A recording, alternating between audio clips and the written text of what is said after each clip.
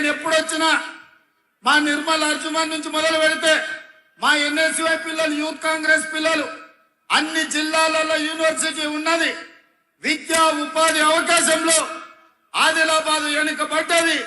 మీరు ఆదిలాబాద్ కు యూనివర్సిటీ ఇవ్వాలి అని వాళ్ళు నా దృష్టికి తీసుకొచ్చిండ్రు.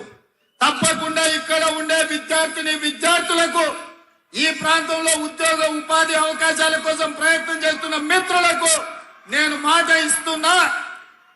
ఆదిలాబాద్ లో యూనివర్సిటీని ప్రారంభించి మీ చదువులు మీ ప్రాంతంలోనే చదువుకునే అవకాశాన్ని కాంగ్రెస్ పార్టీ కల్పిస్తుంది.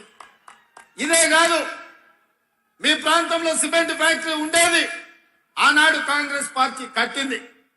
ఈనాడు మోడీ కేడీ కలిసి మీ సిసిఐ సిమెంట్ పరిశ్రమను మూతేసి ఎన్నిసార్లు అడిగినా, ఎన్ని విజ్ఞప్తులు చేసినా తెరుస్తున్నాం అంటారు. కానీ ఆ సున్నపు పరిశ్రమ, సిమెంట్ పరిశ్రమకి ఇవాళ అతిగతి లేకుండా పోయింది. మోడీ కేడీ కలిసి సున్నం పెట్టిన ఆదిలాబాద్ ప్రజలకు. అందుకే ఈ ప్రాంతంలో వ్యాపారాలు చేసుకునే వాళ్ళకు, నిరుద్యోగ యువకులకు, ఈ ప్రాంతంలో ఉండే ప్రతి పౌరుడికి నేను మాట ఇస్తున్నా.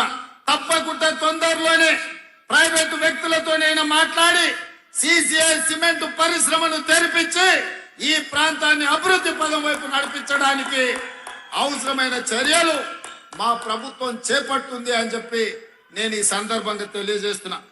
మిత్రులారా, 100 రోజుల్లో ఈ రోజు మనం తీసుకున్న నిర్ణయాలు మా అక్క సీతక్క మీకు అందరికి వివరించింది. అయినా మీకు గుర్తు చేయాల్సిన బాధ్యత నా మీద ఉన్నది. డిసెంబర్ 7 నాడు మనం బాధ్యత చేపట్టిన తర్వాత 48 గంటల్లోనే